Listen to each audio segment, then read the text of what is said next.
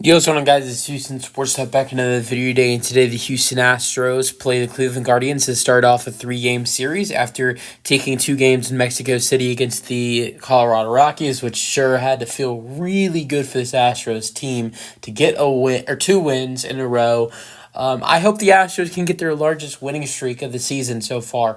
At 9-19, they have not won more than two games in a row at a time. They've had a couple two-game winning streaks, against the Texas Rangers. I think they had a two-game winning streak against the Blue Jays as well, beating the Blue Jays two straight times. But they have not won three games in a row this year, which is really saying that 28 games into the season, you haven't been able to win three games in a row. That definitely doesn't sound great, for at least for me to say as an Astros fan. So I hope things get better. And looking at this lineup, it makes me feel better. Joey Loperfido has been called up. This is what we've been waiting for. Let's go. Not only this is like a birthday. I mean, not only has Joey Loperfido been called up, but guess who's been optioned? Jose Abreu. So here's what I read from Bleacher Report.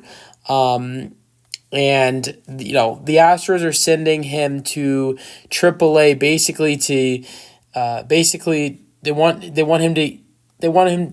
to find his bat. And when you on his contract, they both have to agree to this happening. I mean, you can't just option him to AAA.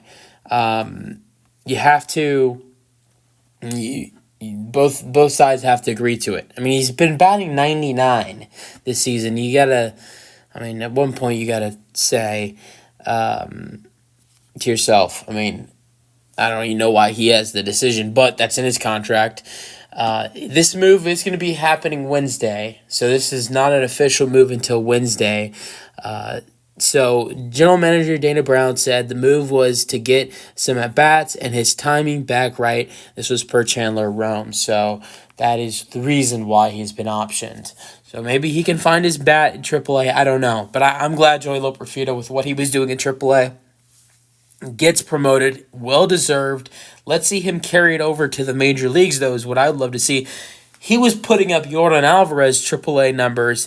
I don't know if he broke any of Yordan's numbers, but I did records. But I was hearing that he was getting really close to breaking some of Yordan's AAA records. But he's a tough hitter. He's a great hitter, and in the lineup today, he's going to be batting at 7. So he'll be right behind Yanner Diaz. I like this spot for Joey because the 7 or 6 spot this year has been the type of guys for this Astros team who typically have runners on base or runners in scoring position. So I think, and I wouldn't be surprised if Joey Loperfido potentially has a couple chances to, do something big with runners in scoring position or runners on base tonight. So keep an eye out for that.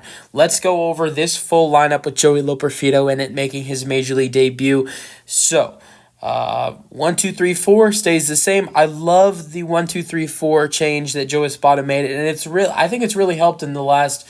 I think it's been 3 or 4 games since Joe Espada made the change. The Astros are like 2-1 or 2-2 since making the change. But the more important thing is the guys that were struggling before this change, or not struggling. The main guy that was struggling was Bregman. He has played better since this change, Bregman being at the 2 spot. Yordan and Kyle Tucker were already playing good for this Astros lineup, but, I mean, I've noticed they're playing better than they were before. Tucker had a really good series against the Rockies, hitting 2 home runs. Yordan Alvarez hit 2 home runs and looked really good, so both guys looked really good in that series against the Rockies, so I've loved the new top 4 in the lineup with Altuve being 1, Bregman 2, Yordan 3. He's DHing tonight, and then at 4, Kyle Tucker in right field. So yeah, I like it. All right, then at 5 you have shortstop Jeremy Pena. At 6 you have catcher Yanner Diaz.